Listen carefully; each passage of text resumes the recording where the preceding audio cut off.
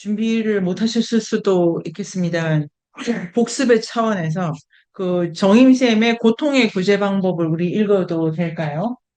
네. 정임쌤의 고통의 구제 방법을 읽고, 그 다음에 바로 성근쌤의 로마의 비극과 번영으로 들어가 볼게요. 정임쌤 읽어주세요. 지난 시간 브라만 교회의 산티아 철학의 프루샤와 프라크레트를 이해하느라 남겨놓은 요가 부분으로 상강 수업을 시작했다. 축의 시대, 화두의 변. BC 550년, 축의 시대에 세계적으로 화두가 바뀐다. 우주는 어떻게 창조되었고 인간은 어떻게 만들어졌는지를 궁금해하던 인류가 나는 왜 이렇게 힘든지, 어떻게 하면 이 고통에서 벗어날 수 있는지에 대해 질문하기 시작했다. 자기에 대한 개념이 강력하게 대두되면서 시대의 화두가 구원론으로 바뀌고 있다. 달림은 이 시기에 고통의 현장이 몸과 구원과 신에 대한 개념들이 어떻게 바뀌고 형성되는지를 설명했다. 몸에 대한 관점, 불교는 죄의 자리, 원죄, 이슬람교는 신체의 극상적 성품, 유과학파는 신체에 대한 적극적 규정, 부다는 지나친 고행 경계, 구원이 이루어지는 방식, 유대교는 메시아가 이 고통을 뜻해준다. 구원의 방향이 신으로부터 내려온다. 보편자에서 출발하여 객체로 내려온다. 인간은 구원을 받는 존재이다. 불교는 부다는 깨달아서 스스로를 구원했다. 그를 모범으로 따라함으로써 우리도 스스로를 구원할 수 있다. 개체에서 시작해서 보편적인 깨달음을 연다. 신개념의 번학, 요가학파는 무신론적 이원론이 상케학파를 이어받았지만 인격신 개념을 쓴다. 기존의 신 개념과는 다르게 일리아드는 요가를 잘하는 사람이었을 것이라 한다.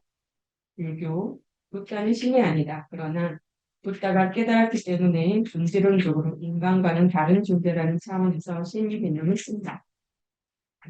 이슬람교와 불교의 평등의 차이. 현재 인도에서 이슬람 교도는 12%를 차지하지만 불교 신도는 0.9%에 지나지 않는다. 이슬람의 인독 정복이 가장 큰 원인이긴 하지만 또 다른 원인은 없는가? 이슬람 교도도 불교도 평등을 강조했다. 달림은 평등의 개념이 달랐다고 설명한다. 달림이 설명한 두 가지 평등은 하나의 촉도 앞에서 평등한 것과 차이를 잴 자가 없어서 모두의 차이를 인정하여 평등한 것이다. 이를 두 종교에 대입해 보면 이슬람교는 하나의 척도로 평등한 것이고 불교는 차이를 잴 수 있는 자가 없어서 평등한 것이다. 단일한 척도로 재는 것은 쉽다. 대중은 복잡하고 어려운 것보다 선악이 분명한 것을 좋아합니다. 척도 없이 차이를 보고 존중하는 것은 복잡하고 어렵다. 무아를 깨닫게 되면 차이를 담지하는 자아가 없기 때문에 모두가 평등하다. 불교의 법을 깨닫기는 예나 지금이나 너무 어렵다. 그래서 복잡하고 어려운 불교보다 선명하고 쉬운 이슬람교를 선택한 것은 아닐까 한다. 요가의 기법, 8단계 요가. 요가는 조행의 기법과 명상의 방법 둘 다를 가리키고 브라హ만교뿐만 아니라 불교, 자이나교 문헌에도 발견된다. 히탄잘리는 요가학파의 이론적, 기술적 전통을 수집하며 하여 요가수트라를 정리했다. 요가학파는 상케학파의 철학을 그대로 받아들이고 실천의 방법으로 요가를 제시한다. 고통이 일어나는 현장인 몸을 수행하여 해탈에 이르는 길이다.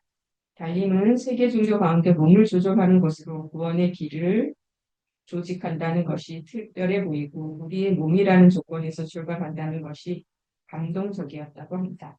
아시탄가 요가 8단계 요가 1. 야마 억제 계율 2. 미얀마 훈련 번개 3. 아사나 자세 4. 프라나야마 호흡 조절 5. 프라티아하라 외적 대상에 사로잡힌 감각 활동을 해방시키기 6. 다라니 집중 7. 디아나 명상 8. 사마디 삼위 의식의 정신 상태 억제라는 번역어가 걸렸다. 억압적이고 폭력적이고 강제적인 느낌을 풍기기 때문인 것 같다. 수행하는 초기 준비 단계에서 계획을 지키기 위해 억제가 필요하긴 하다. 요가는 마음 자극을 늘리 요가 찢다 브레기 늘어가는 요가 수가 일장입니다. 마음 작용을 일어나지 않게 하는 것은 억제한다고 되는 것이 아니라 작용으로 진행한다. 요가 명상의 출발점은 단일한 대상, 에카그라타의 의식을 집중시키는 것이다. 육체적 차원에서 아사나는 하나의 점에 집중하는 에카그라타이며 이때 몸도 하나의 자세로 집중된다. 에카그라타의 훈련은 감각적인 활동과 잠재의식의 활동을 통제하는 것으로 시작된다. 이것은 명석함의 상태이고 자신을 잊어버리는 망화가 아니다. 엘리아드는 이 부분을 강조하고 있다. 산매를 엘리아드는 요가의 엔스타시시스, 샤머니즘의 망어의 체험 및 엑스타시시에 대립하는 요가 특유의 체험으로 명명했다. 이는 사유가 대상의 형식을 직접적으로 파악하는 명상의 상태라고 한다. 인식에서 존재로의 역설적인 전환인 지평의 단절이 발생한다. 우리는 경험해보지 못했으니 알지 못하고 경험한 사람들은 언어로 표현하지 못하고 표현되었다 해도 이해할 수 없는 것이다. 8단계 요가를 거쳐 최종적으로 해탈한 자를 푸르샤라 한다. 그는 시간 속에 사는 동시에 불사의 상태이다. 절대적 자유를 획득한 그는 다시 물질적인 개체적인 삶으로 다시 돌아온 독화살에 맞은 사나이. 불교의 우주론은 신개념이 없는 우주론이다. 우주는 신이 창조한 것이 아니라 존재하기를 계속하는 것이 선하거나 악한 인간의 행위에 의해 끊임없이 창조되는 것이다. 붓다는 모든 형태의 사변에 몰입하는 것을 강력히 한데 우주가 영원한지 영혼이 육체와 동일한지 열애가 사후에 존재하는지와 같은 문제에 붓다는 침묵했다. 이에 불만을 표시하는 말룬 기아프타에게 붓다는 독화살을 맞은 사내가 화살을 쏜 사람과 화살이 어떤 종류인지 등등을 알기 전에 화살을 뽑을 수 없다고 하다가 죽는 이야기를 한다. 그것은 마치 이러저러한 철학적 문제를 해결하기 전에는 성스러움에 이르는 길을 가지 않겠다고 버티는 사람과 같다는 결론을 내린다. 왜 붓다는 이런 문제들의 토론을 거부한 것일까? 왜냐하면 소용이 없기 때문이다. 말해도 소용이 없기 때문이지 알 수 없기 때문이 아니다. 무엇에 소용이 없는가? 열반에 이르는 수행이 무용하다. 사변에 대한 논쟁보다 중요한 것은 고통에서 벗어나서 열반에 이르는 것이다. 이에 반해 상쾌학과는 프루샤와 프라크리트의 미모한 관계를 알 수 없기 때문에 설명하지 않고 기독교에서는 피조물이기 때문에 신의 뜻과 이유를 우리는 알 수 없다. 추구 시대에 개인의 구원으로 화두가 바뀐 것은 고통을 개인적인 경험으로 느끼기 시작했다는 것이다. 고통은 개인화된 사회를 말한다고 담임은 말한다. 그리고 개인과 개인의 연결이 단절되고 고립될수록 고통은 더 커진다. 자의식이 높을수록 자아를 성취하기 위해 달려갈수록 고통은 더욱더 커진다. 무문자 사회에서의 인류는 호의적인 관계로 공동체가 연결되어 있었다. 그들에게도 우리가 느끼는 개인적인 고통이 있을지 궁금하다. 계승불교에서 말하는 통은 연기라고 할 수 있다. 모든 것은 홀로 존재하지 않고 서로 의존해서 존재한다. 우리가 연결되어서 존재한다는 것을 아는 것이 깨달음이다. 이것을 알 때 우리는 자의식에서 나와 모든 것과 연결하고 연결됨으로써 고통에서 벗어나게 된다. 한 걸음 더 나아가 금강승 티베트 불교에서는 타인을 고통에서 구제하기 위해 깨달음을 얻겠다는 마음을 일으키는 우리심을 가르친다. 홀로 고통에서 벗어나겠다는 마음으로는 열반에 이를 수 없다. 우리심이 있어야 지혜를 깨달을 수 있다는 역설은 자리이탈을 생각하게 한다. 남에게 이로운 것이 나에게도 이로운 것이다. 네, 요 후기가 좋은데요. 후기에 대한 저의 의견을 말씀드려 보겠습니다. 여기 정희 쌤이 써주신 거에 이 우리가 지난주에 방학 전에 했던 요 부분이 종교사에는 진짜로 중요한 부분이 아닐까 생각을 하고요. 지금 정희 쌤이 이게 어 개인적으로 올해를 어떻게 마무리를 하실지 기대가 됩니다. 각자 어떻게. 그런데 특히 보통과 종교의 관계는 아주 좋은 테마라고 생각해요. 그리고 인류사적으로 인류에게 자기의 고통이 문제가 되는 시대라고 엘리아데가 말하고 지금 정유심이 요 마지막 이 페이지 끝부분에 이게 축의 시대다.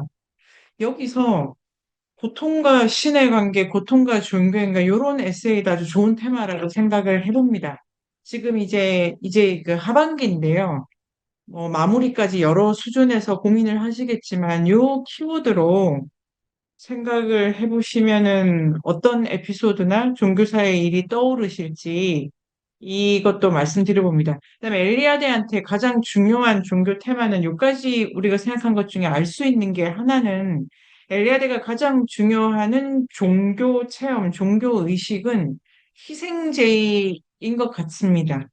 이 희생제의가 희생을 당하는 입장에서 보면은 전면적인 자기 고통의 겪음이잖아요. 그리고 분해가 되고 찢어지고 먹히고 죽고. 그래서 인류 희생제의 역사 안에서 고통의 의미화가 어떻게 달라지는지 이런 것도 비교를 해보면 좋은 연구 주제라고 생각을 하고 개인이 그리고 우리 각자가 자기 삶에서 고통을 어떻게 풀고 해석했는지에 대해서 그 과정을 이렇게 또 되돌아보면서 종교 체험 같은 건 없었는지도 떠올릴 수 있는 저는 그 교회를 가본 적이 없고 뭐 절도 다닌 적이 없고 종교 체험이라고 할 만한 게 없었는데도 아 진짜 어디 성당이라도 갈까 생각했던 제 인생에 뭐 소비 유치하지만 그런 경험이 없지 않았거든요. 왜 이게 보편적 차원으로 해석할 수 있다. 고통과 신과의 관계, 또 확장하면 고통, 죽음과 신과의 관계 그런 테마가 있어서 좋다고 생각합니다.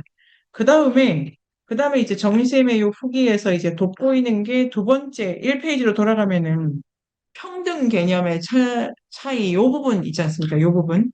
이 것 중에 만약에 글로 쓴다면 정일쌤, 이 문단의 밑에서 넷째 줄, 단일한 척도로 재단하는 것은 쉽다 다음을 정임 선생님께서 그 논리적으로 메꾸실 수 있다고 생각합니다. 그러면 정임 선생님 글이 됩니다. 왜 사람들이 단일한 척도를 택해서 왜 사람들이 유일신을 신봉하는 것으로 그렇게 쉽게 마음을 돌리는지, 그 다음에 왜 기독교가 이렇게 맹위를 떨치는지에 대해서 전방위적으로 고민해 볼 수 있는 단어가 정인쌤이 쉽다라고 쓰신 부분이거든요. 이 쉽다는 정인쌤의 본격적 해석이 그러니까 글을 쓰거나 공부를 할 때 자기가 본격적으로 이게 이제 중요한 단어예요, 정인쌤한테는. 이게 직관적으로 정인쌤이 쓰신 거고, 이걸 이제 정유쌤 방식으로 풀 수 있으면 이제 그 시작하는 거고 이렇게 이게 쉽다.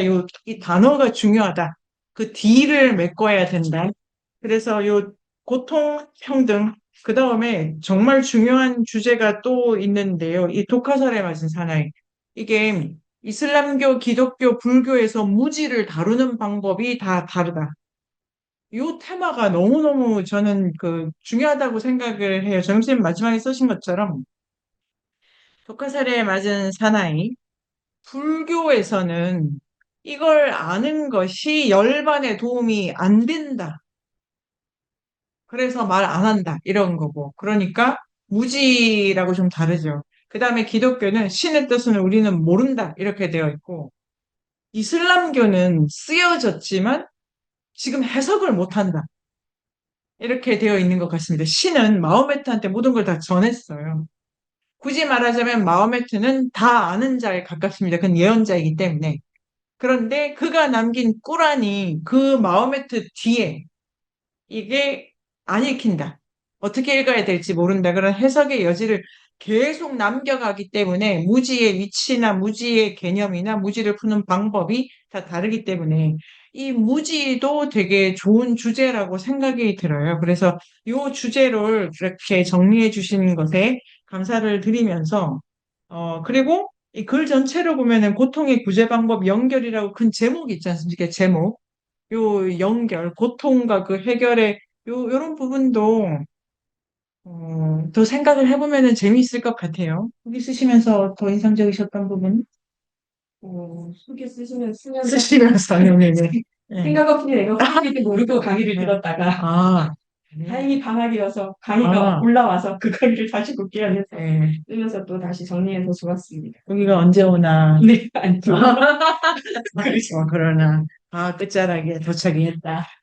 이렇게 하고요. 그 다음에, 아니, 요 테마 있지 않습니까? 지금, 고통, 평등. 이게 이제, 어, 오늘 어떻게 풀 건지 이런 것도 있고 여러 가지 생각을 하게 됩니다. 그래서 요 발전시켜 보고 로마로 가요. 이성근 선, 네네네네. 좋습니다. 저기 추계시대 때 화두가 분화하면서 그 자기에 대한 개념이 강력하게 대두된다 이렇게 선생님도 말씀하셨던 것 같은데 이게 이제 뭐 이렇게 근대적 자기랑은 좀 다른 자기잖아요. 근데 자기는 뭘까요? 어떤 화두에 변할까 그런 게 궁금했습니다. 근대적 자기는 뭘까요? 뭐 근대적 자기는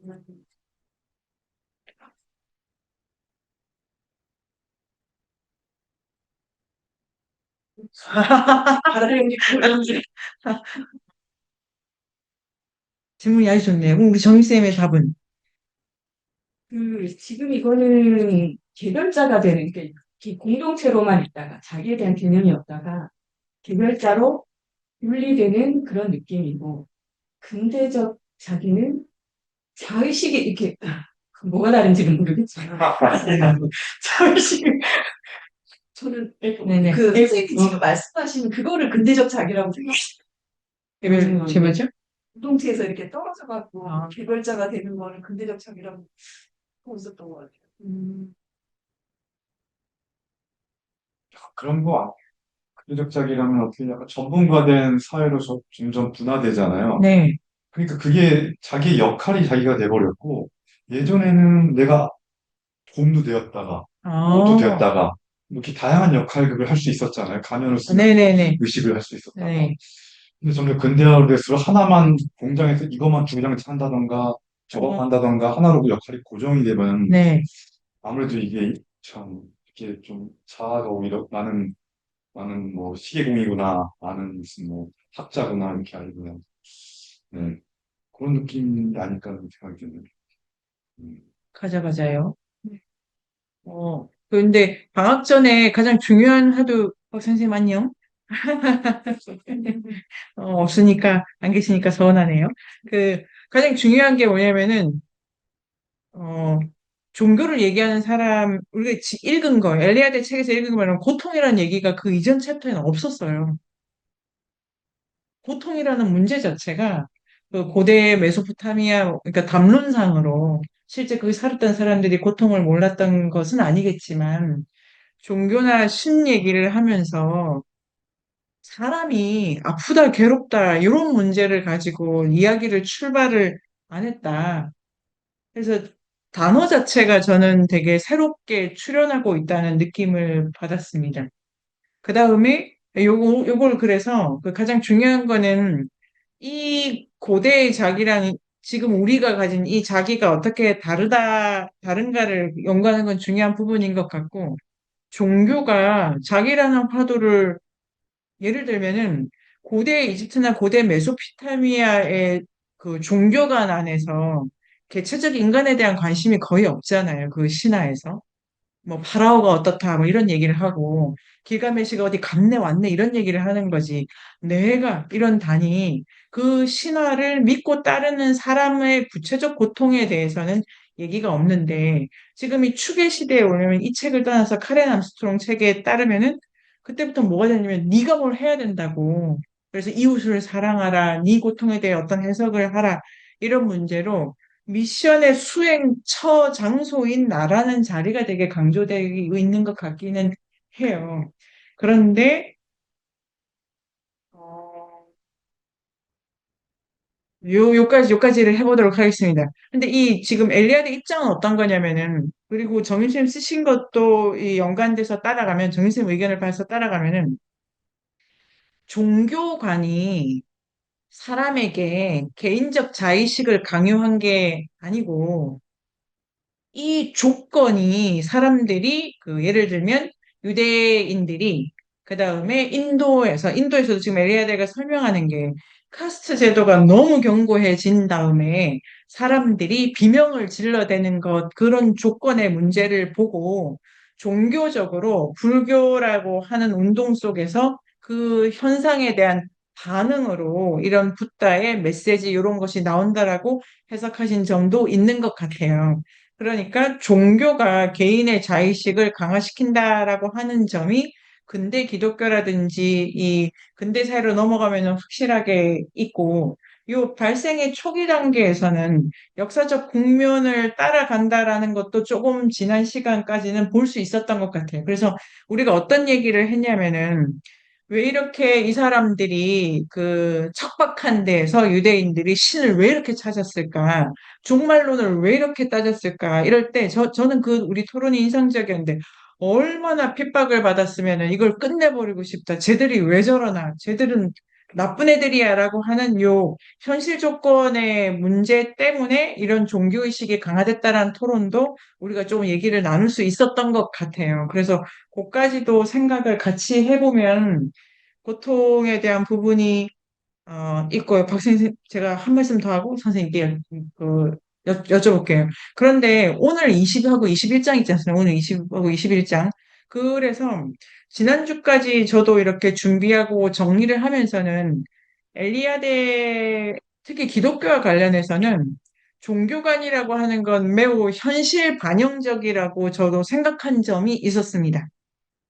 그런데 이번 주 20장, 21장을 보면 엘리야대는 현실 역사가 개인의, 그러니까 집단의 종교관을 거의 바꾸긴 바꾸는데 그 비율로 굳이 따지자면은 그게 결정적인 힘을 미치는 건 아니다라는 입장인 것 같아요. 앞에서 그 옥현 선생님 질문이 있었고 고통에 대한 여러 가지를 얘기를 하자. 그 얘기하고 지금은 이제 저의 이 다른 질문이 들어오는 건데요. 오늘 제가 준비한 우리 토론 중에 가장 큰 거는 역사에 대한 엘리야드의 입장을 볼 수 있는 장도 20장, 21장인 것 같습니다. 지금 엘리야드가 20장, 21장은 역사적으로 보면 전 대단히 중요한 시대인 것 같아 보여요.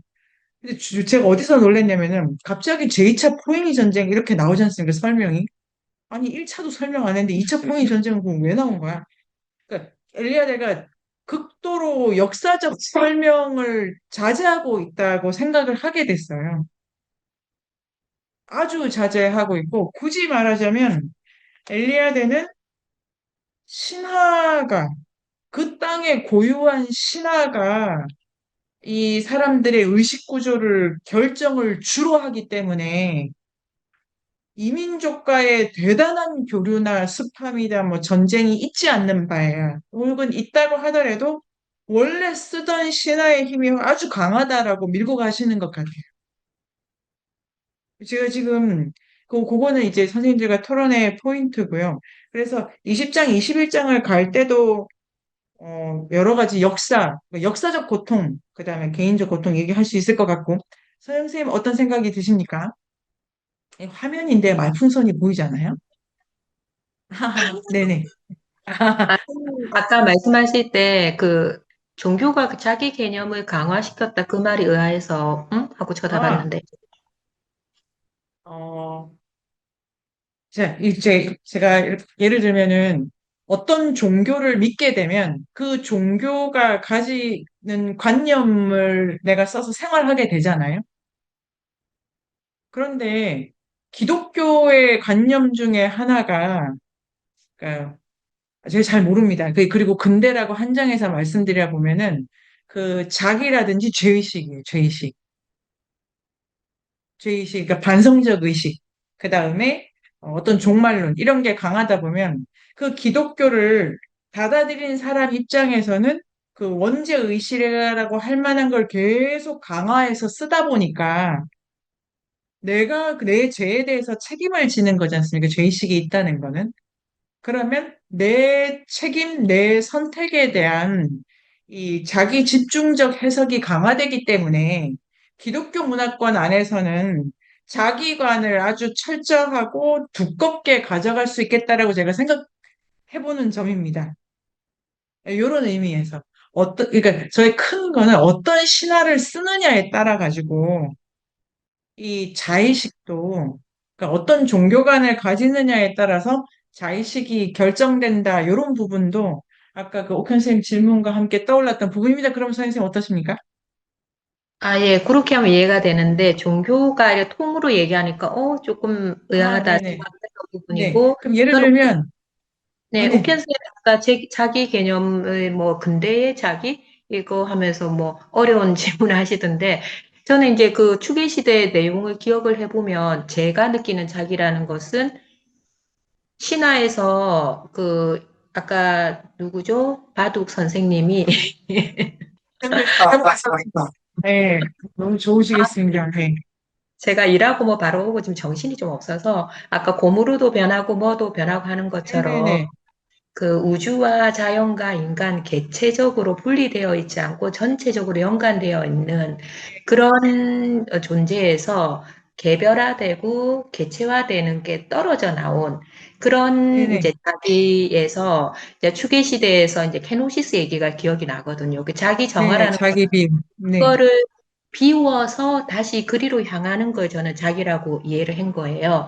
그러면 근대에서의 자기는 또 뭐지? 이거는 근대성은 제가 공부를 안 해봐서 잘 모르겠는데, 그거는 또 그 근대에서 그 사회 집단적인 맥락에서의 자기 개성, 자기화, 뭐 이런 네네. 맥락 같은데 점점 더 원자되고 개별화되는 네. 느낌을 좀 가지거든요. 그래서 그 생각을 하고 있었는데, 이제 종교가 자기 개념을 강한다고 하니까 아까 제가 생각하던 맥락하고 조금 어긋나서 질문을 드렸는데 종교통이 아니라 기독교하고 그런 맥락으로 설명을 해주셔서 이해가 되었습니다. 예. 아주 정리가 좋네요. 일단 여기서 출발을 해보도록 하겠습니다. 그리고 하여튼 자기가 이렇게 전반적으로 중요한 동네입니다. 이제 여기가 그 로마에서 중요한 동네라고 하는 데서 시작을 해볼게요. 그러면 우리 스승님 로마의 교육과 번역을 한 챕터씩 우리 가요. 네. 네. 로마의 비극과 번영. 현대 문명은 유럽의 합리적이고 실전적인 과학 문명과 자본주의가 주도하고 있다. 그들의 문화는 상당 부분 로마에서 왔다. 도대체 로마는 어떤 종교적 특징이 있었기에 무려 2200년간 존속할 수 있었을까? 로마는 기원전 756년 우르부스에서 건국되었다. 토착 신석기인들과 인도 유럽의 침략자들의 두 인종의 융합에서 비롯되었는데 이것은 제국이 2200년 통틀어 역사의 민족적, 문화적, 종교적 과제였다. 신화를 살펴보면 로마 건국은 로멀로스가 쌍둥이 형제 레무스를 죽여서 시작되었다. 삼촌의 배반으로 실비아는 강제로 여사제가 되었다. 그리고 마르스 신에 의해 임신이 되었고 로물루스와 레무스를 낳았다. 티베르 강둑에 버려진 아이는 늑대의 젖으로 키워졌고 양치기에 의해 구조된다. 성인이 된 그들은 힘을 합하여 삼촌을 제거하고 아버지를 왕으로 복귀시켰다. 그들은 어린 시절 보냈던 곳으로 돌아가 도시를 세우기로 결심하고 점을 친다. 거기서 레무스는 전복의 신호인 6마리 독수리를 보았다.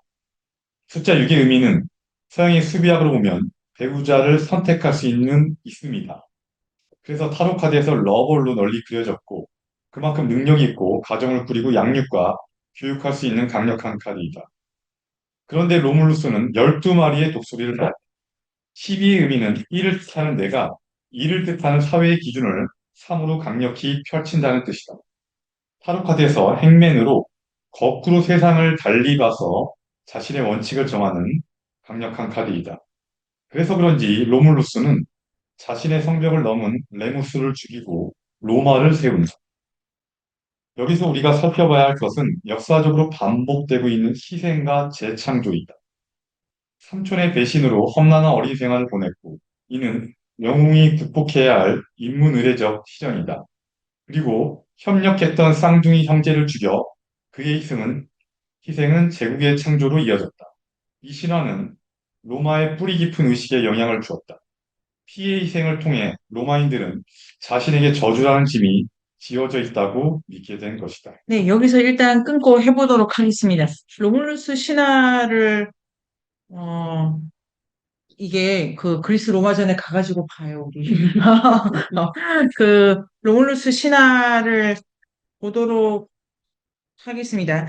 이제 149에 이 로마가 역설적이다라고 엘리아드가 보고 계신데요. 왜 역설적이냐면은 지금 이 챕터에서 가장 중요한 부분은 신화의 시대에서 역사의 시대로 넘어갑니다. 로마, 이 땅이. 신화의 시대에서 역사로 넘어가는데 그 키워드가 되는 주인공이 로물루스입니다. 그래서 로물루스, 지금 이제 이성근 선생님께서 그 아주 성실하게 이렇게 표를 주신 데를 보면은 로마가 로물루스에 의한 건국 이렇게 됩니다. 근데 이게 사람이야? 이렇게 따지면 이게 복잡하지 않습니까? 그런 데서 이 원래 신화인데 인간사로 넘어오는 이야기의 담론이 있는 거예요. 여기에. 그리고 요 로물루스 신화는 그동안 우리가 푸샤, 방고, 그 다음에 이렇게 봤던 천지창조 신화랑 다릅니다. 그래서 기본적으로 창세 신화랑 다르게 건국 신화입니다. 건국 신화. 그래서 조금 여유가 있으면은 우리가 뭐 좀 더 공부할 수 있다고 생각하는데 지금 엘리아데가 비교 종교학자이긴 한데 전체가 신화 기반이기 때문에 각국의 건국 신화만 따로 비교를 해가지고 패턴도 있을 거라고 생각이 듭니다. 뭐 우리나라도 뭐 발에 뭐 많지 않습니까? 뭐 가야, 고글. 그래서 한반도에 있지만 건국 신화를 따로 모아가지고 분석할 수 있다고 생각을 하는데 일단 여기 들어갔을 때 건국 신화가 있는 땅으로 딱 들어가면 149에 보면은 원래 로마라는 게 없다니까? 이렇게 돼요.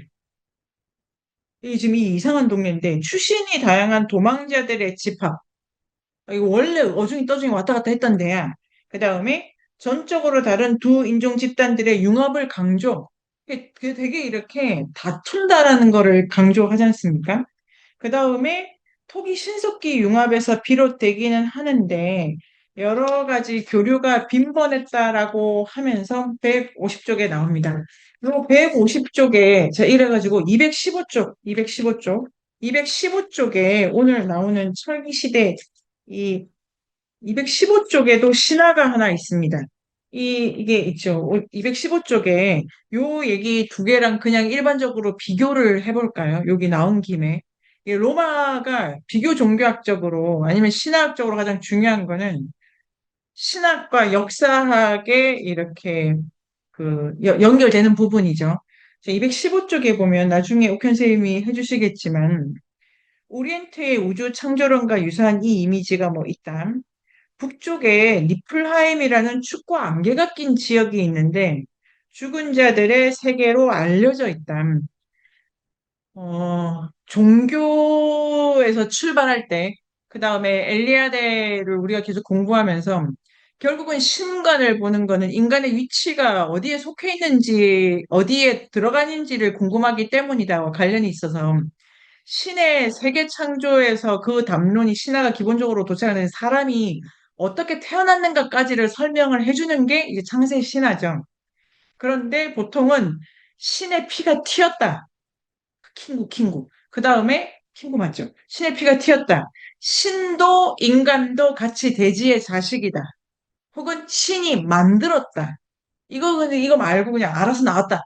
이런 여러 가지 인간이 출현설이 있는데요.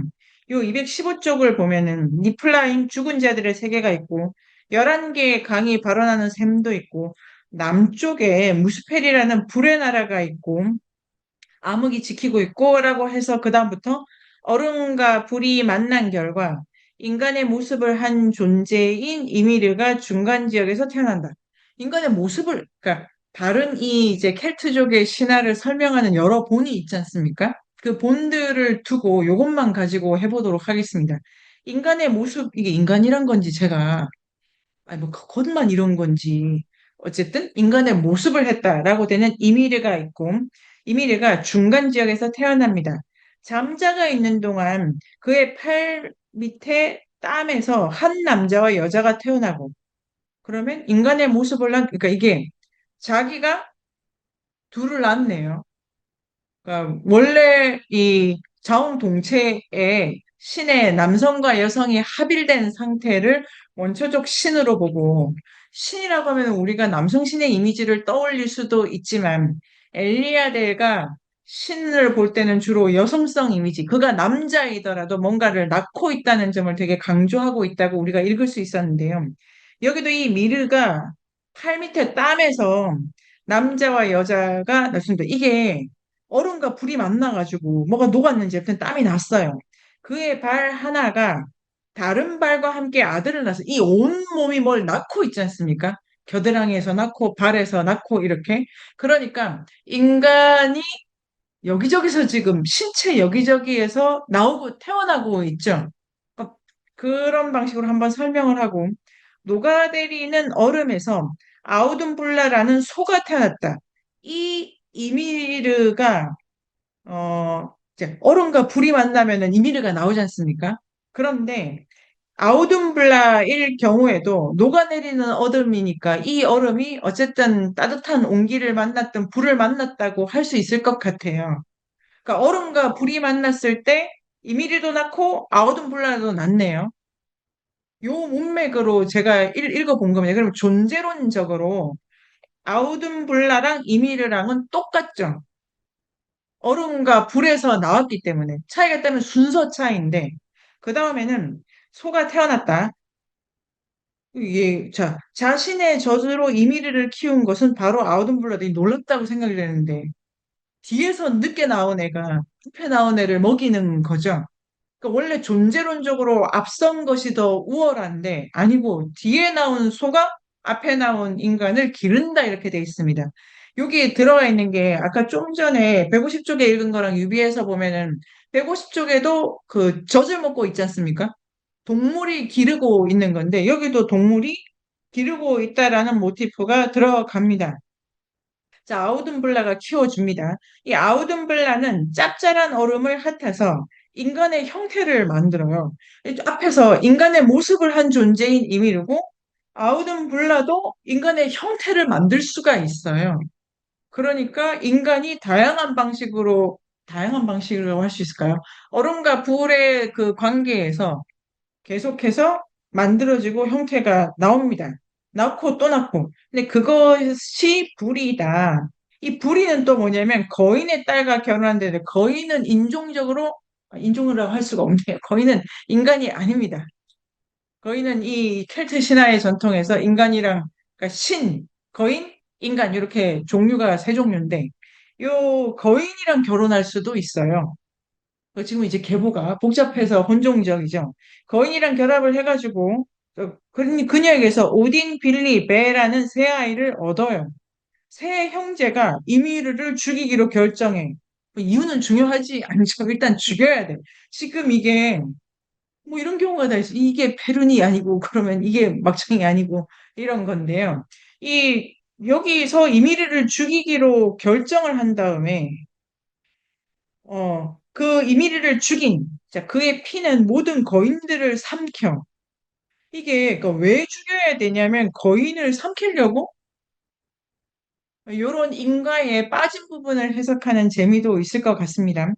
그래서 한 명의 거인만이 불가사의하게도 자신의 아내와 함께 빠져나와서, 그리고 나서 이 삼형제들은 이미르를 거대한 심연의 가운데로 데리고 가. 그러니까 이제 피를 엄청, 그래서 데리고 가서 그의 팔다리를 절단해. 그래서 이제 그 이미르가 팔다리를 절단해서 그의 몸으로 세상을 만들어냈다라고 그래서 세상은 지금 이미르의 몸으로 만들어진 거죠.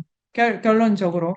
그런데 세상을 만든 이 풍경을 자기 몸이 찢어져 가지고 풍경을 만든 이야기를 우리가 프루시아에도 보고 방고에서도 봤다. 그러니까 세상의 창조주는 그러니까 창조자인데 신의 몸이다라고 하면 이 이미르가 사람이 아니고 인간의 형태를 가졌지만 위치는 그 신이죠, 신. 세계를 창조할 수 있는.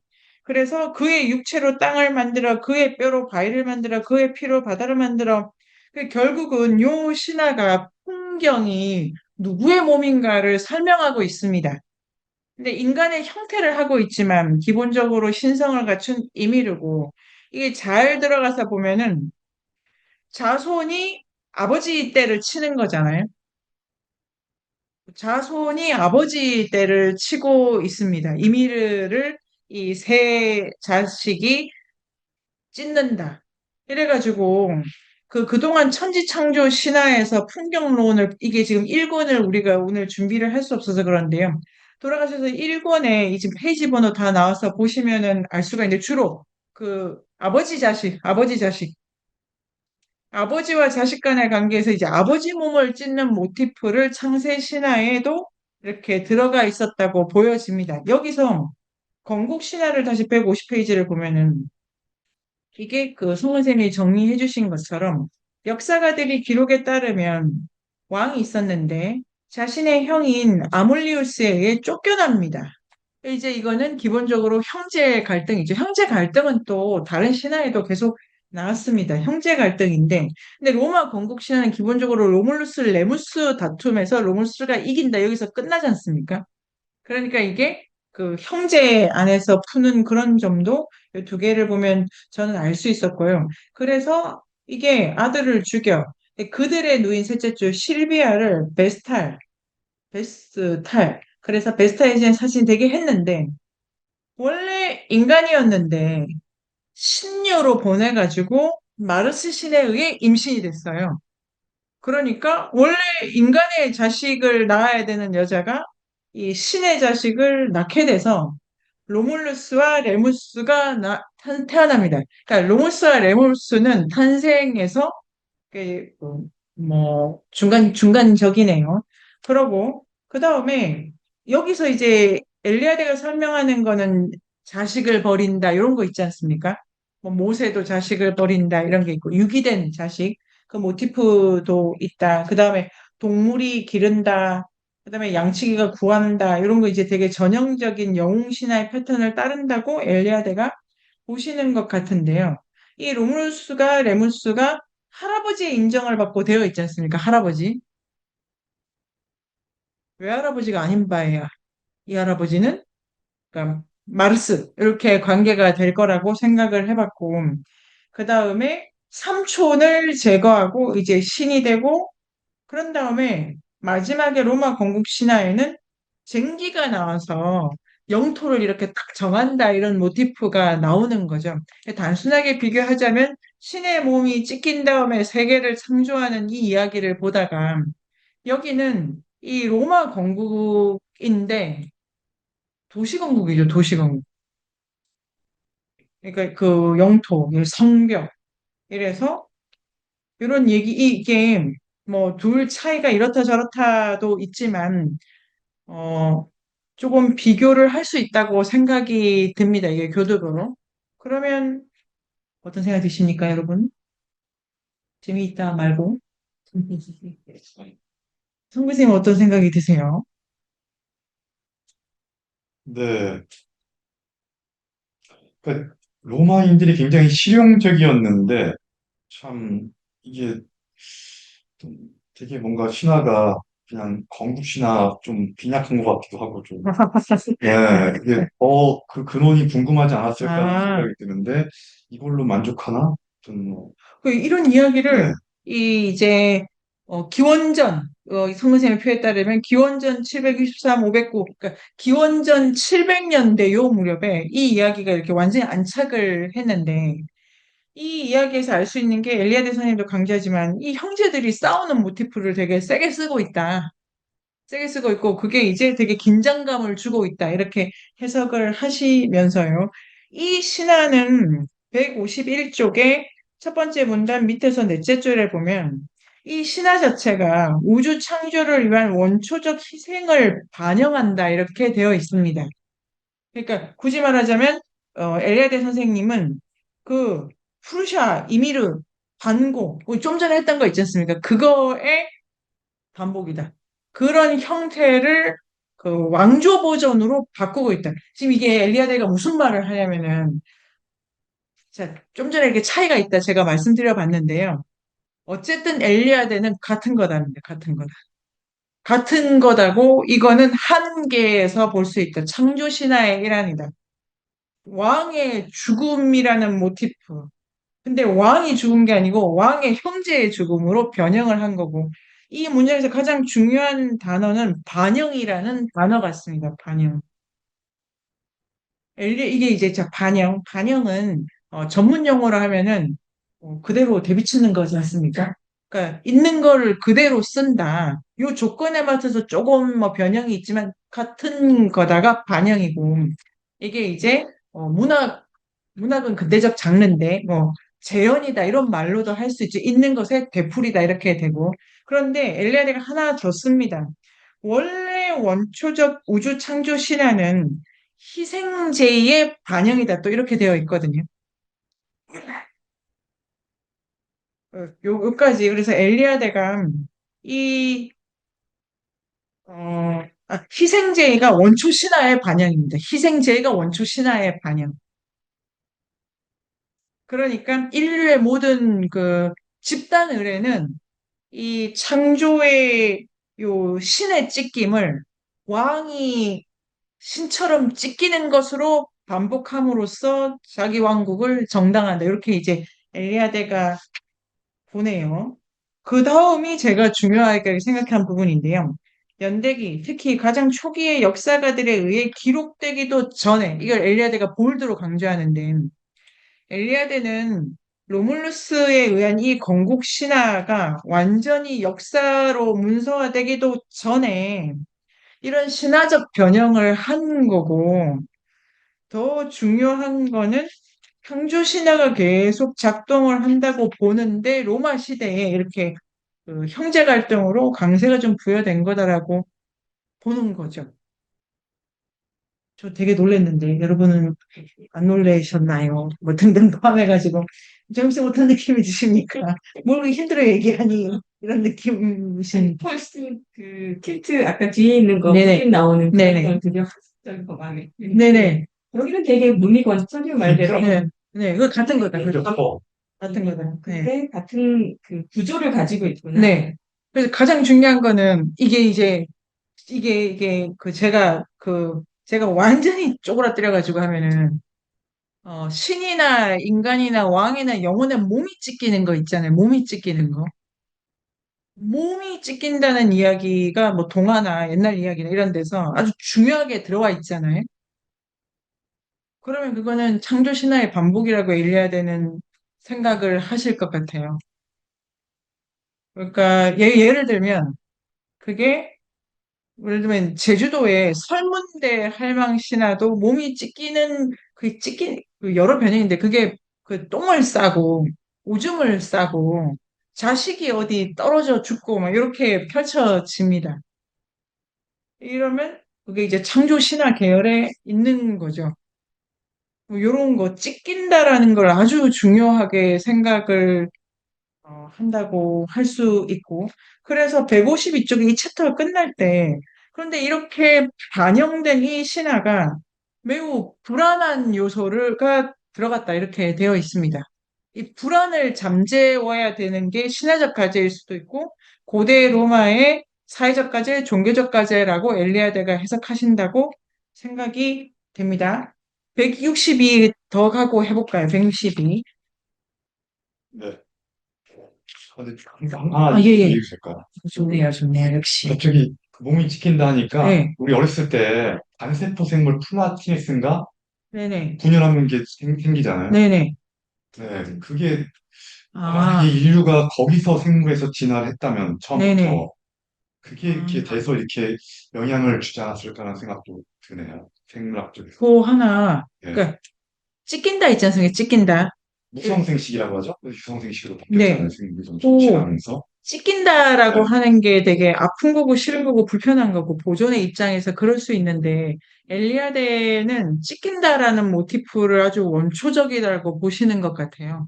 그런 의미에서 그 직관이 어디서 나왔는지를 이성근 선생님 생각을 따라갈 수도 충분히 있다고 생각을 하고 그게 이게 그 확대하면은 되게 그러니까 찢어지고 뭐 빠개지고 이러면 그냥 뭔가를 잘 구축하고 잘 보존하고 더 키우고 쌓아 올리고 이런 것보다 찢는다 그래야 원래대로 돌릴 수 있다. 그러니까 쌓는 것보다 보존하는 것보다 찢는 것을 더 신화적 모티프로 더 근본적이라고 본다는 해석은 저는 밀고 갈 부분도 있다고 생각하면 유리쌤은 어떤 생각이 드십니까? 유리쌤 말풍선이 떴네요.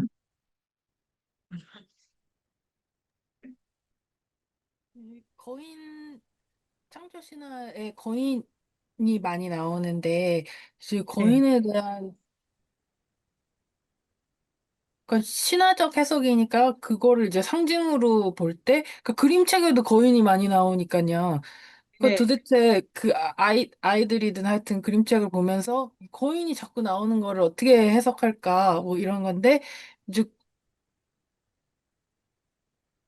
근데 이제 우주 전체가 그 거인의 뭐 부분이다라고 한다면 그 거인은 그런 전일성을 나타낸다라고 그렇게도 이제 해석을 할 수가 있는데 근데 이제 네, 문제적인 것은 그 지금 로마 같은 경우에는 건국 신화 창조 네, 네, 신화를 네, 반영한 네. 건국 신화다 보니까 마치 국가가 전이란 것인 것처럼 그렇게 오인은 아니지만, 그렇게 생각할 수 있겠다. 그러면 이제 되게 어, 문제적이다. 그게 불안이라고 생각이 드는 거예요. 여기 빠진 거는 응. 로마 건국 신화에는 거인이 없는데. 그러니까 지금 그 분석은 너무 좋은 분석이라고 생각해요. 그러니까 그 결론은 가져갈 수 있다. 가져갈 수 있다. 근데 로마 말고 다른 데 적용할 수도 있을 것 같고. 근데 지금 그 분석은 저는 아주 좋다고 봅니다. 그러니까 이 불안이라고 하는 건 엘리아드의 해석이죠. 엘리아드의 해석. 엘리아드는 이 신화가 엄청나게, 자, 그게 162로 가서 요런 방식이라고 생각을 이제 제가 해보게 됐는데요. 문제적이죠. 건국 신화인데 엘리아드가 보기에 이게 왜 이거를 건국 신화로 썼을까? 엘리아드가 이런 고민을 하신 게 아닐까요? 이 신화가 해결하려고 하는 문제, 이 신화이기 때문에 가능했던 일을 지금 보려고 하시는 게 160, 네, 박사인 선생님? 선생님, 유 선생님 말씀하신 거인이 그 로마에서는 도시 아니에요? 어, 좋다. 그런데 신화를 분석할 때는 거인이 있어야 돼. 해석은 맞다. 해석은 맞다. 그러니까 그게 박사영 선생님과 오선민이 마지막으로 해석을 붙일 수는 있는데 이야기를 텍스트를 분석하려면 따라와야 되기 때문에 실제 작품의 거인이 있어야 돼. 예, 그러니까 두 충의를 다 하고 해석은 다 좋네요. 우리가 어차피 성적 받으려고 공부하는 게 아닌 바에야 해석과 질문을 키우는 것이 우리의 가장 162를 가볼게요. 지금 역사 문제로 해보고 하고 우리 안 읽었죠 이거? 읽었어요? 162? 예. 인도 유럽 신화의 역사와 로마인들은 인도 유럽 신화의 위대한 주제들을 역사화시켰다. 이는 로마인들의 비형이상적이고 현실적인 종교성을 보여준다. 그렇다. 이들은 눈에 보이는 우주적 삶과 역사가 드러나는 직접적인 실제들에 영광했다. 무언가 전조로 보이는 현상들, 특히 의례에 큰 의미를 부여했다. 그들은 인도 유럽 민족에게서도 확인되는 세 기능을 가지는 신들을 숭배했다. 첫째, 주술적, 법률적 지배 기능, 유테피르, 바루나, 미트라, 오딘. 둘째, 전쟁을 주관하는 전사신, 마르스, 인드라, 토르. 셋째, 다산과 번영을 반영하는 신들, 퀴리누스, 쌍둥이, 나사티아, 프레이르. 이러한 신들은 스칸디나비아인들의 신화와 무척 유사하다. 그래서 이러한 유사성을 볼 때 로마 종교의 기원을 원시적 신앙에서 찾아서는 안 된다고 엘리다에는 말하고 있다. 네, 여기 이제 그 역사화됐다라고 해가지고 152쪽의 밑에 셋째 줄 보면은 이제 그 신화가 그런데 이야기가 이제 좀 더 이어진다라고 하고 있습니다. 그래서 로물루스가 이제 왕이 됐는데 여인이 없었다. 그래서 이웃 부족들이랑 이게 그냥 하면 족외원이잖아요. 족외원. 뭐 이렇게. 그런데 이 여인들을 데리고 오고 그래서 이 신화의 끝에 로물루스를 완전히 그 인간의 왕으로 만드는 작업까지가 있었다라고 설명하는 것을 역사화라고 하시는 것 같아요. 그래서 153에 넷째 줄 원로원과 민회를 만들어 정치 체계를 조직한 다음 이렇게 돼 있어요. 로물루스 대신에 로물루스가 이제 신으로 갔어. 근데 그 전 단계에 왜 이걸 떠날 수 있냐면은 그 원로원과 민회를 만들었다는 얘기가 이제 들어가잖아요. 저는 요 줄이 해석상 재밌었는데 신을 대체한 게 뭐냐면 박 선생님 뭡니까? 아니, 안 몰라, 안 몰라. 신이 이 땅에 없어. 로마를 걸어 다니는 게 아니고, 자기는 신이라고 해가지고 갔어. 신이니까 내가 로마, 뭐, 여기 있을 건 아니지. 내가 신인데. 하고 가고, 자기 대신에 원로원과 민회를 남겨두고 갔잖아요. 그러니까 지금 요 이야기에서만 딱 보면은, 아까 박사님 선생님이 도시가 거인이다 이렇게 얘기하신 거 있잖아요. 그러니까 그런 식의 사고를 가지는 거는 아주 좋다. 근데 책으로 직접 가면 지금 어떻게 돼 있냐면 신을 대체한 게 그 원론과 민회예요. 민회. 정치 체제, 신을 대신해서 체제. 네. 그 신을 대신, 그러니까 이 넷째 줄은 그렇게 말하고 그렇게 읽을 수 있다. 신이 자기 대신에 이걸 두고 갔다는 거잖아요. 아니, 그럼 이 신화가 이제 완전히 무슨 민회가 웬 말이에요. 이 신은 이제 없어요, 이 땅에. 갔어, 진짜 갔어. 그리고 대신에, 그래서 저는 이 부분이, 신이 간 자리를 이렇게 도시국가의 그 정치 체제가 들어오는 여기까지 있고, 오케이, 선생님 재밌으십니까? 네, 재밌어요. 그 저는 요 부분이 매우 재밌었습니다. 신을 대신한 모티프. 예, 그래서 종교와 역사학이 만나는 요 한 줄, 요런 게 있었고요. 그 다음에 다시 153쪽에 두 번째 문답 때 엘리아드가 이게 싸우는 걸 어떻게 해결하냐면, 그래서 이 로마인들이 좋아하는 두 신족 사이의 갈등, 뭐 이런 얘기 계속하고, 보완하고, 그런 얘기를 하다가, 155쪽에 보면은, 여기서, 자, 많은 학자들이 생각하듯이 화해로 끝난 이러한 전쟁, 분명히 그러니까 어떤 특정한 역사적인 현실을 반영한다.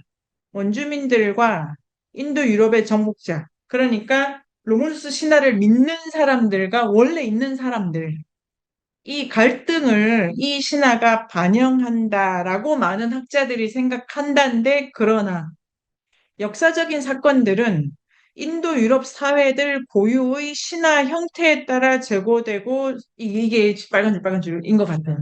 이거는 엘리아데라고 하는 신화학자의 종교관, 신화관인데요. 다 신화가 결국은, 그러니까 신화 주도형. 역사를 반영해서 신화가 만들어지는 게 아니고, 신화 속에서 사람들이 역사를 받고 조금 고친다, 이런 입장인 것 같아요. 그러니까 엘리아데 이 책 전체에서 결정적 역사적 변수에 대한 설명이 거의 없지 않습니까? 고유한 지명도 중요하게 안 쓰고요. 이제 이런 부분을 보면은 결국은 종교라고 하는 것이 신화에 의해서 지탱되지 않습니까? 그리고 이제 좀 더 할 수 있는데 엘리아드는 우리가 지금까지 어떤 얘기를 했냐면은 모든 종교가 표면적으로 달라 보이는데 근본적으로 똑같다.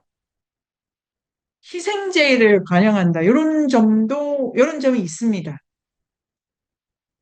엘리아드는 지금 세계 모든 종교가 하나다름이에요, 하나다름.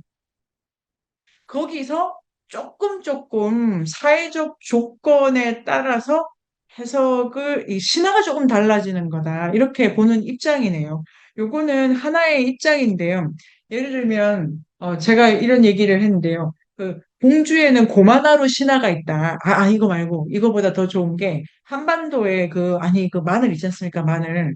곰하고 호랑이 중에, 이거를 해석을 할 때, 역사학자들한테 물으면, 그게 곰부족이 있었는데 이렇게 시작을 해요. 그게 결국은 그 호랑이 부족이랑 뭐 이게 뭐 안 맞아가지고 결국 곰부족이 이게 뭐냐면은 부족 간 교섭설이 이야기를 결정한다론이고 엘리아드는 원래 그런 이야기가 있었다. 일단 이런 입장에 대해서 토론을 조금 할 수 있는 55쪽 중요하다. 유리쌤 어떻게 생각하십니까? 어, 모르겠다. 그런갑다. 네, 어려운 그렇다고 것 하자 같아요. 일단. 네. 이게 어, 닭이 먼저냐 달걀이 먼저냐 아, 이게 사실 그런 그렇다. 것 같기도 하고, 신화가 먼저냐, 역사적 사건이 나중이냐, 아니면은 역사적 사건에서 신화를 또 다시 새로 고치면 또 만들어졌냐. 그렇죠. 딱 저는 그거예요. 이게 왔다 갔다 어떤 건 때로는 이게 먼저고 때로는 이게 먼저지 않을까라는 생각이 듭니다. 그런데 이게 신학 학계에서는 이 입장은 결정적 입장이 됩니다. 이게 되게 결정적이에요. 그러니까 이게 어떻게 되냐면은 이야기는 정신에서 그러니까 이분법이 이야기는 정신이 만든 거잖아요. 역사는 물리적 조건이 만드는 거예요. 물리적 조건이. 물리적 조건이 관념을 결정한다 파랑. 관념이 물리적 조건을 생산한다 파 중에 엘리아드는 그래도 관념은 정말 잘 안 바뀌는 어떤 틀로 사람들이 의지하는 거야. 이렇게 가는 입장을 철저하게 가기 때문에 이 책 전체에서 과감하게 주장하면 역사는 흐르지를 않아요. 이 책 전체가 세계 종교 비교인데 사상사잖아요. 제목이 사상자잖아요. 공격적으로 쓰면 이 책엔 역사가 없어요. 역사가 있다는 말은 역사적 예를 들면 제2차 포에니 전쟁이 그렇게 중요하면 이것 때문에 신화가 저렇게 바뀌었다는 문장 기술이 있어야 돼요. 그런데 우리 토론도 돌아가면 어떻게 되냐면 아마 유대인들이 너무 박해를 받다 보니까 이렇게 된 게 아니고 우리가 한 말이에요. 우리가 한 말. 책에 있는 말이 아니고 이건 우리 해석이에요. 우리 해석. 엘리야드는 그 입장이 아니다. 그래서 이 조금 더 엘리야드를 공부하다 보면 이 반역사론 이건 매우 중요하다고 생각합니다. 엘리야드는 인류는 진보하다 파가 아니에요. 인류는 그 생각 그대로 하는 거예요. 그러니까 매우 요런 건데 요거 제가 이런 생각을 하게 된 거는 화요일에 읽는 그 책도 오지게 재밌지 않습니까? 그 책이 류시앵 페브르의 제임스. 그 책은 약간 물질 문명에 가 있어요. 물질 조건이, 이게 결국은 막세가 말한 상부구조, 하부구조, 뭐가 결정하냐, 사람을. 그리고 제가 좋아하는 그 레비스트로스는 엘리아데랑 매우 가깝습니다, 매우. 이게 들어가면은, 그리고 요거는 융의 신학, 원형론이랑도 가깝습니다, 엘리아데는. 그런데 좀 더 들어가면 또 좀 다른 점이 있습니다, 융이랑. 융은 집단 무의식이라고 하는 것을 쓴다. 여기 좀 차이가 있다고들 하네요. 그런데 가장 중요한 거는 이 종교 간에서 이 급진적으로 쭉 밀고 가면 기독교나 특히 기독교와 이슬람과 불교를 지금 엘리아드는 동렬에 놓쳤습니까? 인도 유럽 종교라고. 이거는 근원이 같다는 게 엘리야드의 중요한 그 메시지 중에 하나죠. 종교적 차이가 크지 않다고 생각하자가. 이게 어, 중요할 수도 있는 멘트가 아닐까요? 엘리야드의 주장을 따지자면은 이 엘리야드의 말년의 저자이고 박 선생님 어떠십니까? 아니요, 쌤 얘기를 잘 듣고 있었습니다. 근데 저는 이제 로마는 네네. 역사, 네네. 이렇게만 계속 접해오다가 이 책을 읽으면서 좀 낯설다 싶은 느낌이 있었는데 그게 지금 달님쌤께서 얘기해 주신 엘리아드의 관점으로 쓰였기 때문에 네. 낯설었나 생각하고 있었어요. 그렇습니다. 네. 네네. 정 진실로 그렇고, 이게 왜 그러냐면은, 이 지금 이렇게 설명하면 안 되는 것이, 예를 들면, 우리가 답사가게 되는, 이때라도 서현생님 오시면 좋겠다. 오순이게 많아서 기차 같이 타면 좋겠네요. 이런 도록이라든가, 이거 다 신에 대한 얘기지 않습니까? 시작을 어디서 하냐면은, 로마 종교에서 시작을 안 해요. 에트루리아에서 시작을 해요. 모든 근데 이게 중간중간에 그런 적이 있다고. 로마 종교가 그리스 종교랑 이렇게 잘 스탑이 된 거는 에트리에리아 사람들이 원래 그렇게 했기 때문에 이게 중간에 끼어들지 않습니까? 순서는 그렇지가 않고 이게 더 앞에 있더라고요. 일반 역사책에서는. 엘리야는 그게 중요한 게 아닌가 봐. 이렇게 이제 정신 어떤 생각이? 근데 어쨌든 신화가 사람이 네네. 만든 이야기잖아요. 네네. 근데 그 생각을 그대로 그 이야기, 우리 경험들이 모여져서 이야기가 만들어진 건데, 네. 그러니까 선사시대의 그런 이야기들 신화하고 이 네. 신화들은 역사적인 건 영향을 안 그럼, 받는. 네네. 그때 그 선사시대 그 그러니까. 사람들의 이야기, 신화, 그게 그들이 습합해서 만든 네네네. 이야기가 네, 그거는 네. 영향을 주지만 아, 그게 전부다. 어, 그러니까 기본 토대가 샤머니즘, 엘리아데는 기본 토대가 샤머니즘에서 출발하는 것 같아요. 기본 토대가 샤머니즘이고 그게 이렇게 오고 저렇게 오고 그 위에서 종교가 이렇게 제도화된 거고 엘리아데이 저는 이거를 우리가 해석을 해보고 싶은데 이게 이게 너무 좋은 토론 주제잖아요. 그러니까 그냥 여기서 여기까지 공부하고 자리 끌고 계속 얘기할 수 있는데 도대체 사람이 우리가 가진 윤리나 도덕이나 생활에 대한 태도 있잖아요. 이게 어디서 올라오는 거야? 아니 이건 매우 심층적이어가지고 이거는 그러니까 나면서부터 듣는 게 옛날 이야기잖아요. 그럼 못 건드려요. 제가 깨알같이 공부인데 제가 미장원에 가는데 머리 한 거예요. 전 지원금을 미용실에서 죄송해요. 지원금 미용실에 다 부었어. 아마 뭐 좋은 거 해주세요. 뭐 트리트먼트. 근데 독실한 기독교 신자예요. 너 왜 교회 안 오니가 계속 하는 얘기인데 중간에 교회 미친 애가 있대. 자기 친구 중에. 되게 젊은 분.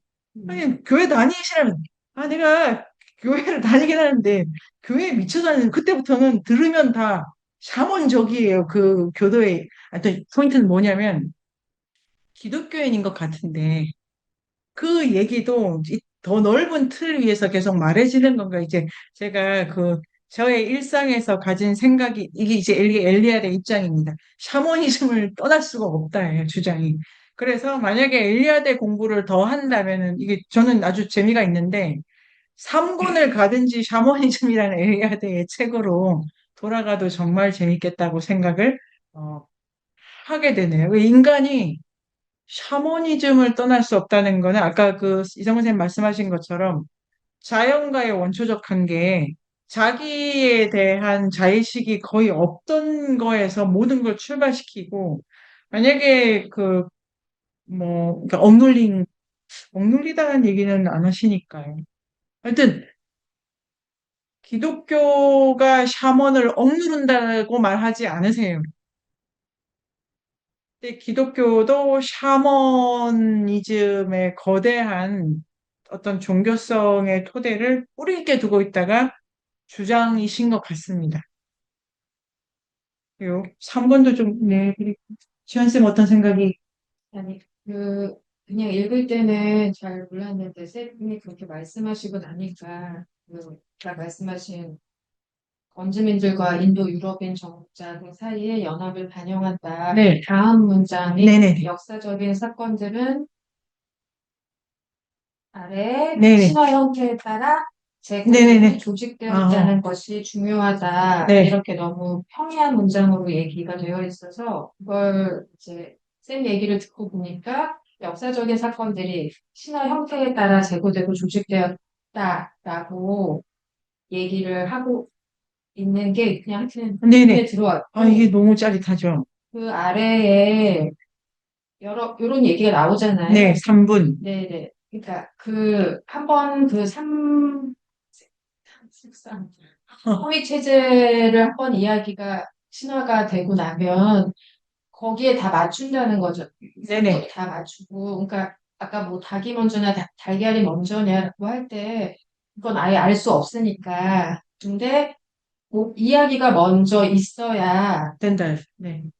그거에 맞춰서 뭘 네네. 하게 되지 아무것도 없이 그냥 네네. 그냥 딱 그렇게 나, 자 네. 우리가 생각할 때는 왜냐면 이제 제가 이제 소설책을 많이 읽으니까 왜 이렇게 인간들이 사람들이 글을 글을 만들고 싶어하고 이야기를 만들어내고 싶어할까? 네. 너무 다양한 이야기들 왜 이렇게 만들어낼까? 그걸 왜 이렇게 읽고 왜 이렇게 보고 왜 이렇게 공연하고 왜 그럴까? 아, 인간이랑 이야기가 떼어낼 수 없는 관계고 이야기가 먼저인지 인간이 먼저인지가 뭐 닭이 먼저인지 진짜 달걀이 먼저인지 그런 얘기하고 너무 똑같다. 그래서 어느 순간부터는 이야기가 먼저가 되는 순간이 처음부터 있을 수 아, 있겠지만 그것도 더 세게 가보면은, 도대체 그럼, 이 엘리아드는 이야기가 먼저 해. 이야기가 사람보다 먼저 있어. 사람보다 먼저. 그걸 누가 증명하니? 지금 그거는 어차피 엘리아드 이론의 시간이 안 흘러서 원점은 없는 거예요. 그러니까 이게 이런저런 차이. 그래서 이게 이 장이 재미있고 161, 162가 아직 안 끝났어, 아직 안 끝났어. 그래가지고 3권설이 중요하다. 1권이 이 2권을 읽으면 1권이 더 잘 보이겠어요.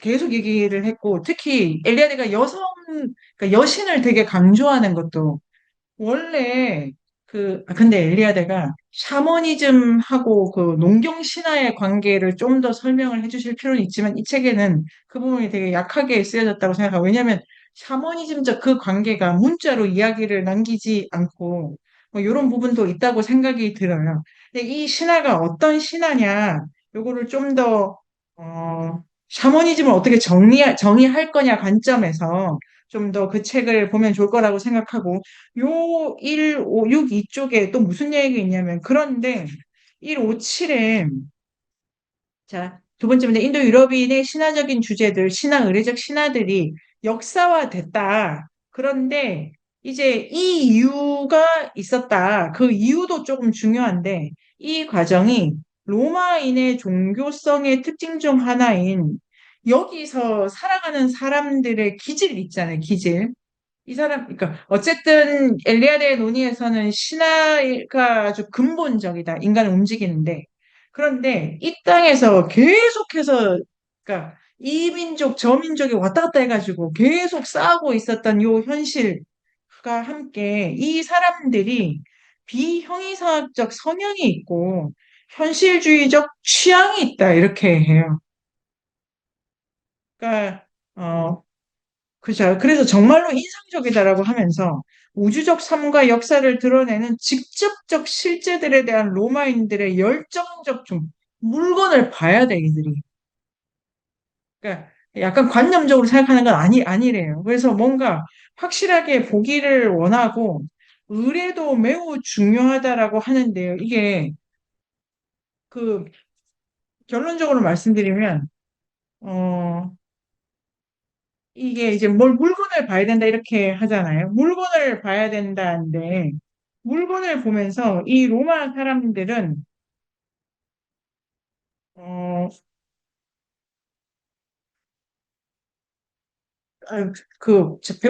158 아니 168 168 해요. 168하고 쉬어요. 지금 눈이 나빠진 거죠, 제가. 153 로마 종교성의 고유한 특징들 여기까지 성근생 해주세요.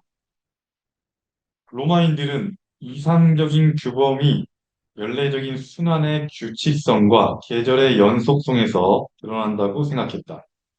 그래서 비정상적이고 불가사의한 것들은 신들과 인간들 사이의 관계에 있어서 위기를 암시한다.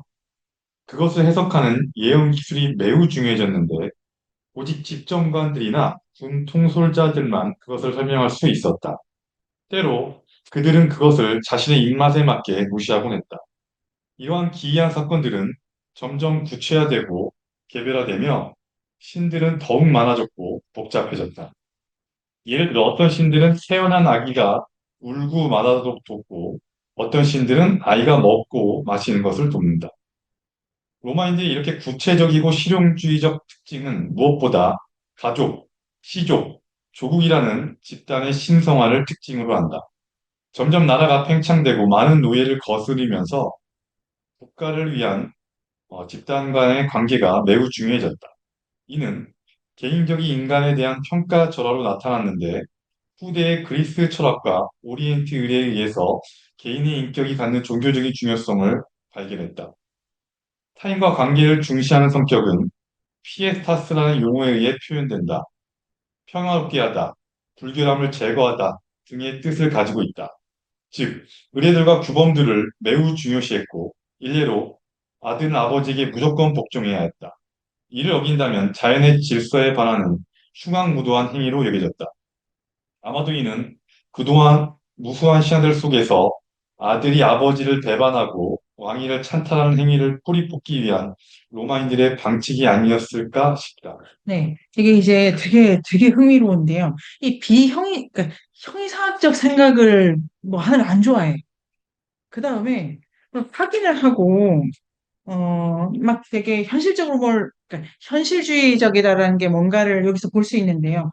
158쪽에 보면은 이게 직접적 실제에 대해서 이게 무슨 말인지 너무 재밌지 않습니까? 그래서 보면 넷째 줄에 로마인들은 이상적인 규범, 연례적인 순환, 규칙, 질서, 연속, 요거를 좋아해. 그래서 모든 급진적 혁신은 규범을 공격한다. 그러니까 이 현실주의적 태도가 뭐냐면은 규범에 대해서 매우 중시하게 생각을 하게 된다는 거예요. 그러니까 규범이고 그리고 이제 그 정리해 주신 거 끝까지 읽으면 규범을 중시하는 게 뭐냐면 아버지에 대한 복종으로 표현되어야 되는 거죠.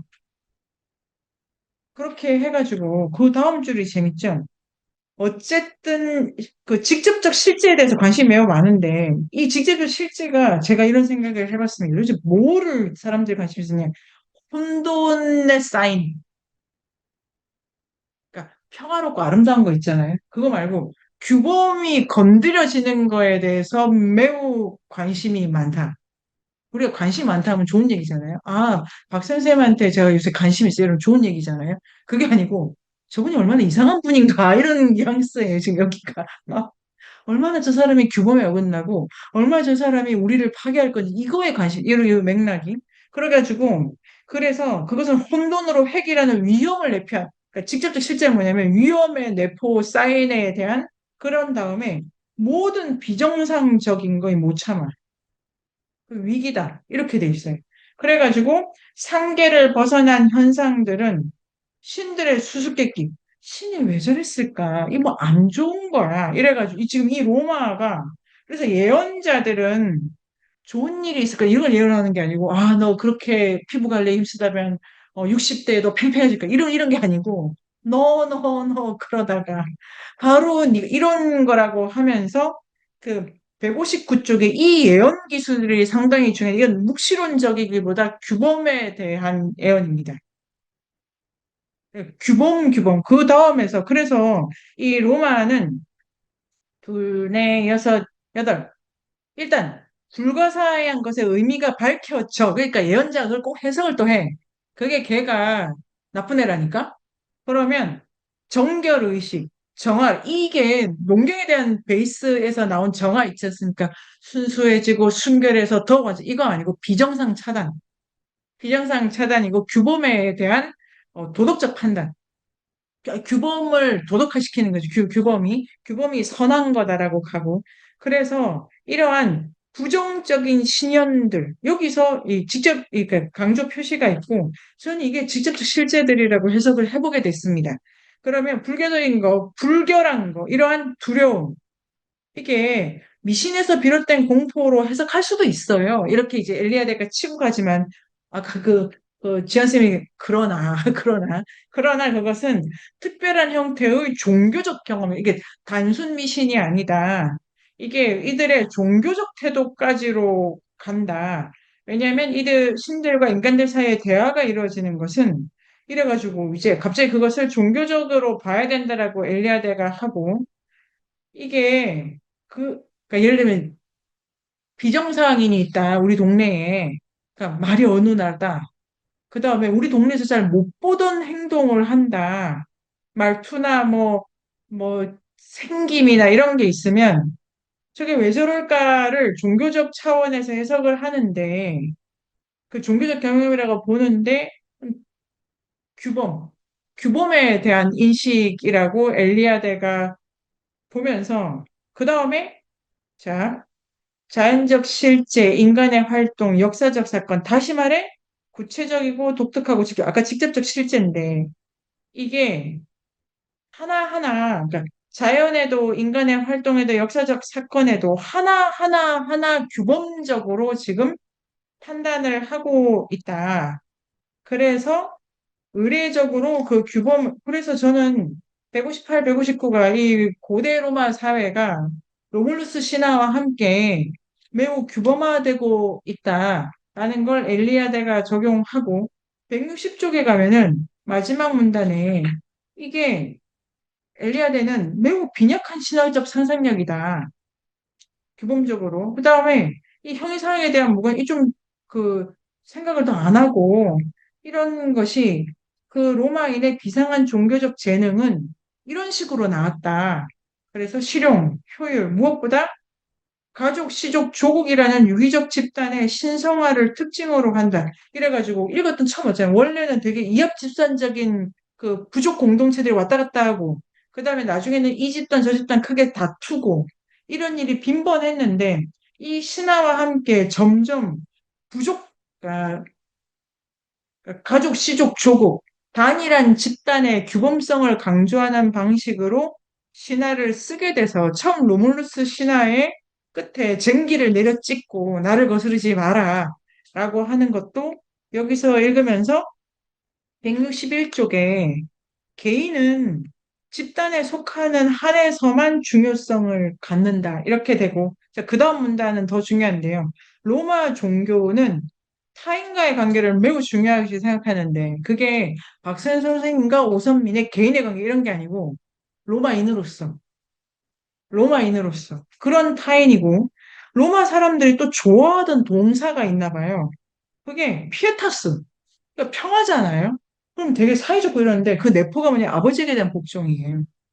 그러니까 이런 게 참 그 재미가 있죠. 로마가 제도적으로 의회, 민회 이런 것이 되게 안정화되어 있는데 들어가 보면 모든 분란에 대한 그 공포 그걸 아버지의 힘으로 누르고 그 다음에 그러니까 비정상인을 색출하려는 데 대한 그 사인의 해석력이 매우 높고 그래서 로마에 이르면 두 번째 문단에 둘, 넷, 여섯, 일곱 죄를 지은 아들 이렇게 돼요.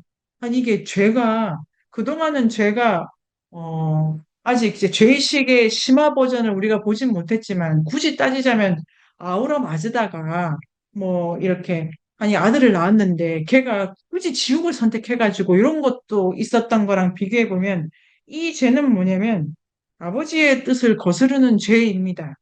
이런 게 지금 엘리야드가 이 얘기를 그 로마에 있다. 그 다음에 인류에 속해 있다. 이 163쪽 밑에서 넷째 줄에 있어서 이 인류는 로마인입니다. 모든 인류 아니고 오선미는 로마인이 아니니까 저는 요 세계에 들어가면 인류에 속하지가 않겠죠. 이런 인류관이 로마에 싹 튼다. 그래서 이걸 종교적으로 해석할 때 특히 이제 주목할 만한 것은 평화가 요 뜻으로 쓰인다. 그러니까 되게 종교적 메시지를 크게 쓴 것처럼 보인다. 실현했다. 요거는 박사 선생님 어떠십니까? 쌤, 저 질문이 있는데, 아, 네, 네, 네. 162에서 체크해놓은 건데, 163에도 계속 나오는데, 로마가 비형이 상학적인 사회고, 형이 상학을 무시했다고 하면서, 그런데 의례를 또 굉장히 강조했다 했잖아요.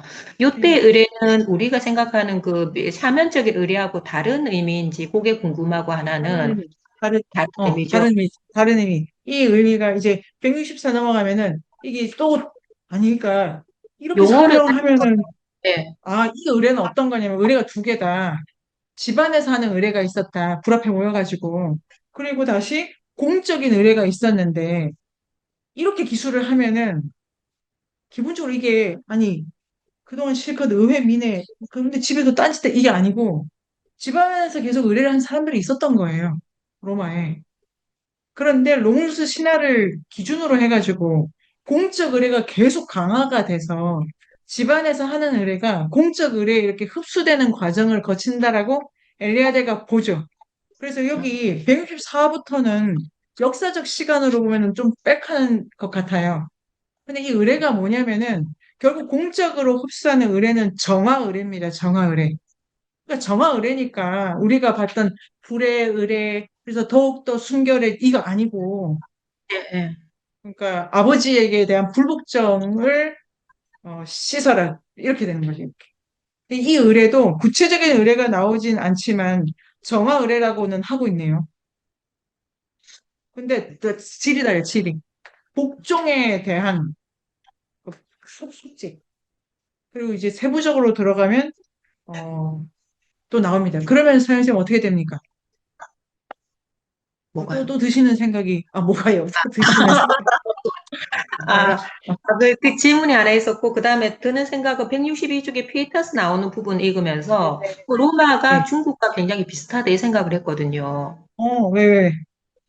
아버지에 대한 복종, 규범, 그 아, 관계에 대한 중심, 네네. 그러니까 그 유교가 떠오르면서 우리가 중국 갈 때 중국은 뭐 창조 신화가 없고 좀 빈약하고 그 현실에 중요하고 막 이랬잖아요. 결이 좀 비슷한 느낌이 들어가지고 로마가 좋네. 비형이 상학적이라 했잖아요. 그러니까 이 아, 장소는 좋다, 다르지만 좋다. 네, 느낌이 좀 비슷하다. 예. 좋다. 근데 이게 핵심이 엘리야드가 뭘 강조하냐면 이 사람, 그러니까 표면적으로 이 사람들이 되게 현세적이야. 아니, 그래서 그 북중방에 가서 도대체 뭐가 현세적인지 모르겠는데 가서 그냥 뭘 했다는 거야. 이제 느낌을 받고 싶은데요. 엘리야드가 강조하던 거는 너무 좋은 것 같아요. 고대 중국이랑 비교하는 건 매우 좋다. 근데 키워드는 죄의식의 유무예요. 지금 이 로마 사람, 이게 죄를 지은, 그러니까 그 161쪽에 밑에서 둘, 넷, 여섯, 여덟, 밑에 죄를 지은 아들이 자신의 죽음으로 속죄해야 된다. 그러니까 고대 중국에서 아버지에 대한 그 복종, 아주 현세적인 있더라고 하더라도, 이런 것과는 어떻게 되는지를 보면은 좋을 것 같아요. 근데 지금 여기는 요렇다. 아니, 저는 요까지만 읽으면 이게 아버지 말씀을 잘 들으라. 제가 뭐 잘 모르는 기독교랑 도대체 뭐가 다른 거야. 요까지만 읽으면 그렇습니다. 이제 그 기독교 모르니까.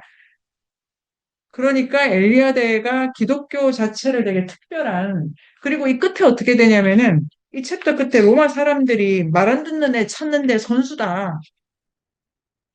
그 되게 경계한다, 규범을. 그거를 다시 한번 저는 여러 차례 강조하신다는 느낌을 받았어요. 그러니까 그 기독교와의 관계에 있어서 뭐 이런 생각도 정신부터 십니다. 음, 되게 뭐죠? 어쨌든 되게 가부장적인, 네. 적인 그런 느낌이 기독교랑 통하는 것 같긴 한데요. 이게 아리안 계통이 네. 그래서 다 이렇게 이 사람들도 그런 사람들이니까 그런 연계 속에서 보는 것 같아요. 뭔가 그러니까 근본적으로 그러니까 이 아리안계의 어떤 이야기, 어, 머리를 뜨고 계신 유리쌤은 어떠십니까?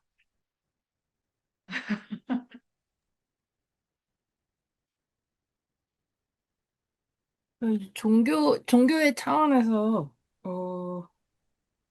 아까 종교적인 경험을 을 추구하는 것이 이제 인간이라면 다 그런 것이었는데, 이제 집단이 신성화될 때 어떤 일들이 네네. 일어나나 그런 게 좀 문제적이다? 예. 아주 좋네. 집단이 지금 신성화 된다. 아니, 그 기독교의 선민의식, 뭘까, 그 완전 기원은 다르겠지만, 이 로마적인 거, 여기서 쉬어보도록 하겠습니다. 고생하셨습니다. 마땅하다. 10분 쉬고 만납니다. 인류학의 숲으로 초대합니다. 인문세닷컴에서 만나요.